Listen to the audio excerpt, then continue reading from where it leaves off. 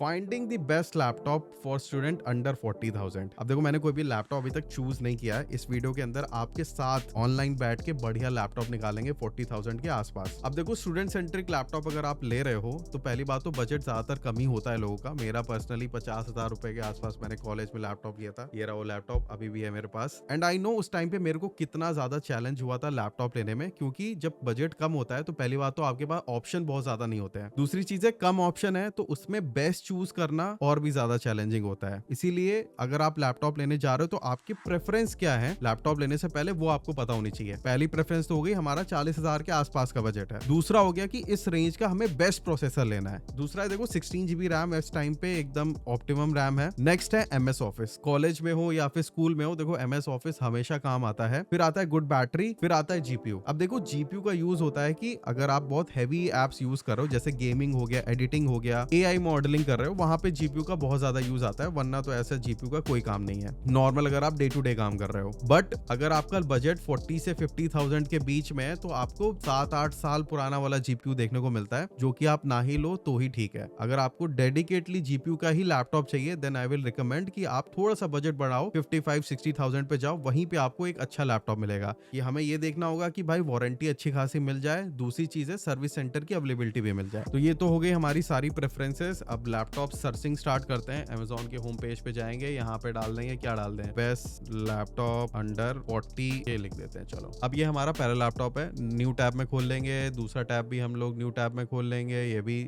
अब देखते हैं। अब देखो, पहला जो हमें क्या करना है, सिंपल कुछ नहीं करना है, हमें बस प्रोसेसर यहाँ से कॉपी करने का और हमारे पास जो भी एक लिस्ट है उसमें हम लिख देंगे। पहला ये हो गया। देन दूसरा हमारे पास i3 1340U है। ठीक है, ये हो गया। दो प्रोसेसर हो गए। अब हमारे पास दोनों प्रोसेसर को हम लोग को कंपेयर करना है, तो हमें जाना है सिंपल नैनो रिव्यू पे, इस पे खोलना है वेबसाइट और यहाँ पे चले जाएंगे CPU पे। कॉपी पेस्ट पेस्ट, दोनों पे कंपेयर कर देंगे। अब यहाँ पे आपको पूरा कंपैरिजन चार्ट देखने को मिल जाएगा, यहीं से हमको सब कुछ पता चल जाएगा। अब यहाँ पे ना चार चीजें बहुत ही ज्यादा इंपॉर्टेंट है। पहली हो गई single core score. Single core score आपका डे टू डे एक्टिविटीज में कैसा आपका प्रोसेसर काम करता है वो बताता है। जैसे आप गाने सुन रहे हो, MS ऑफिस खोल रखा है, छोटी मोटी एप्स खोल रखी है उसमें, एंड इसी से पता चलता है कि आपका सिस्टम कितना ज्यादा रिस्पॉन्सिव है, लैग वैग ज्यादा तो नहीं मारेगा। दूसरा होता है हमारा मल्टी कोर स्कोर। बेसिकली यहाँ पे ये पता चलता है कि आपकी सारी कोर्स मिलके कितना कैसा काम कर रही है। जितना ज्यादा ये स्कोर होता है उतना बेटर आपकी हैवी एप्लीकेशन जो है वो उतना बेटर काम करती है। जैसे वीडियो एडिटिंग हो गया, गेमिंग हो गया, या फिर कुछ हैवी सॉफ्टवेयर्स हो गए। फिर आता है अपना power efficiency. Power efficiency basically बताता है कैसी आपकी बैटरी परफॉर्मेंस रहेगी। फिर आता है आपका iGPU, इंटीग्रेटेड GPU जिसको बोलते हैं। i3 का सिंगल कोर स्कोर ज्यादा बढ़िया, मतलब सिंगल कोर ज्यादा बेटर परफॉर्म करती है। बट अगर आप मल्टी कोर स्कोर देखोगे तो बहुत ही ज्यादा कम है, 16 है या 23 है। अराउंड 50% ज्यादा स्ट्रॉन्ग है Ryzen 5 7530U से। अगर सिंगल कोर भी स्कोर देखोगे तो ज्यादा डिफरेंस नहीं है। प्रेफरेंस हमेशा मल्टी कोर स्कोर को ही देता हूं, क्योंकि वहां पे आपकी एप्लीकेशन जो होती है थोड़ी हैवी, वो बेटर परफॉर्म करती है। तो हमें एक चीज तो पता चल गई भाई, Ryzen 5 7530U बढ़िया प्रोसेसर है। जो भी यहाँ पे इसका Cinebench का स्कोर है, Cinebench बेसिकली एक बेंचमार्क है, वो स्कोर देता है कैसा परफॉर्मेंस कर रही है, तो वो हम बस यहाँ पे लिखते चले जाएंगे। ठीक है, फिर आता है Ryzen 5 7825। नाउ अगर आप देखो तो सिंगल कोर स्कोर में दोनों बराबर है, मल्टी कोर स्कोर में थोड़ा सा बेटर होगा। ऑब्वियसली बात है, Ryzen 7 है तो बेटर होगा ही। बट अगर आप देखो ग्राफिक प्रोसेसिंग में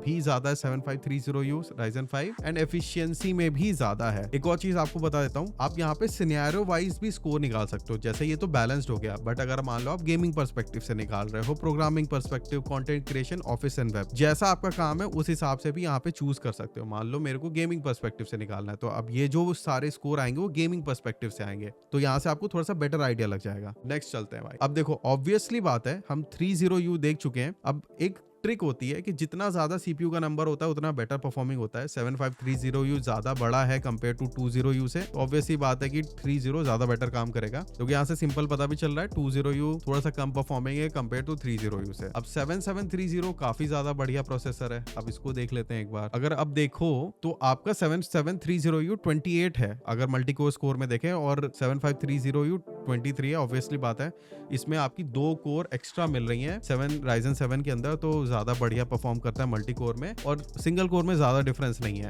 बट अगर आप ग्राफिक्स में देखते हो तो ग्राफिक्स में Ryzen 5 ज्यादा बेटर है। अगर आप नॉर्मली देखोगे तो अगर मैं आपसे बोलूं Ryzen 5 या Ryzen 7, तो ज्यादा लोग बोलेंगे भाई Ryzen 7 ही बेटर है। बट यहाँ पे अगर आप देखो ग्राफिक्स के मामले में Ryzen 5 ज्यादा बेटर आ रहा है। अब यहाँ पे अगर मेरे को चूज करना है तो मैं तो भाई या तो ये वाले प्रोसेसर के साथ जाऊंगा या फिर इस वाले प्रोसेसर के साथ जाऊंगा। यही दो ऑप्शन अब अब इस प्रोसेसर के जो लैपटॉप थे हमारे पास वो कौन कौन से थे, अभी जाते हैं पहले Ryzen 5। अब ये 43,000 का है, बट अगर आप कार्ड डिस्काउंट लगाते हो तो शायद ये 40,000 के आसपास आ जाएगा। अब इसमें क्या क्या चीजें वो देख लेते हैं। 16 GB रैम है, हमारा चेक है भाई। 512 GB है, कौन सी जनरेशन है ये देख लेते हैं। Gen 4 है, ये भी बढ़िया चीज है। फिर इसके बाद MS ऑफिस भी इंक्लूडेड है, ये भी बढ़िया चीज है। एंड 250 निट्स है, ठीक है 250 निट्स इस बजट में नॉर्मल है, यही आसपास ही रहता है। एंड इसके अंदर आपको टाइप सी भी देखने को मिल रहा है, this is very good. 41 watt hour की बैटरी है, जो ठीक है, इतना इस रेंज में यही आती है। बैकलिट भी है, तो मतलब अभी तक तो ये लैपटॉप मेरे को ठीक लग रहा है अगर देखा जाए स्पेक्स वाइज। आगे देख लेते हैं जो इसका दूसरा था 7530 वाला ही देखना है हमें। तो 8 GB की रैम है, 3200 मेगाहर्ट्ज पे। हाँ, हमने यहाँ पे रैम का वो नहीं देखा कितने मेगाहर्ट्ज पे है, यहाँ पे भी 3200 पे ही है, तो नो इश्यूज। 16 GB है, 3200 पे है। 512 SSD है, MS ऑफिस इसके अंदर भी मिल रहा है, बैकलिट है, टाइप सी पोर्ट इसके अंदर भी मिल जा रहा है। तो लगभग सेम ही है, यहाँ पे बहुत ज्यादा डिफरेंस तो मैं नहीं बोलूंगा दोनों के अंदर क्या नहीं डिफरेंस आ रहा है। दोनों के अंदर बहुत ज्यादा डिफरेंस नहीं है, बट प्राइस के अंदर अगर हम देखें तो थोड़ा बहुत डिफरेंस है। HP और डेल के अंदर ब्रांड सेंट्रिक होता है ये। अगर हम Asus की बात करते हैं, Ryzen 5 7520U, तो इस रेंज में तो आई विल नॉट प्रेफर, इससे बढ़िया 30U है, तो इसको हटाओ। हाँ, Ryzen 7 ये अच्छा है, अगर हम देखें काफी अच्छा परफॉर्मेंस है, 10,000 मल्टी कोर स्कोर है, तो ये लेकिन प्राइस वाइज भी थोड़ा सा हैवी है। अगर आप देखो 3-4 हजार रुपए ऊपर पड़ेगा ये आपको, 1500 का ही डिस्काउंट है। हाँ, इसमें यहाँ पे अगर एक चीज देखो तो 5:1 है, स्क्रीन उतनी ज्यादा बेटर नहीं है। बैटरी लाइफ ठीक है, बैटरी भी थोड़ी कम है, 38 वॉट आवर है, उसमें हमें 41 मिल रही थी। ये ज्यादा वैल्यू फॉर मनी मेरे को लग रहा है। पहली बात तो प्राइस भी कम आ रही है, बैटरी थोड़ी सी ज्यादा है, ज्यादा डिफरेंस है नहीं मल्टी कोर में। अगर आप देखो 10 से 12% का डिफरेंस है, वो लैपटॉप भी ले सकते हो, बट उसके अंदर स्क्रीन थोड़ी सी मेरे को डल लग रही है। 500:1 ही है, ब्रांड 1 ईयर की वारंटी है, एंड आप चाहो तो इसको आप एक्सटेंडेड वारंटी भी ले सकते हो। एंड आई विल प्रेफर कि आप ब्रांड से ही एक्सटेंडेड वारंटी लो, आप यहां से वो एक्सटेंडेड वारंटी मत लो, आप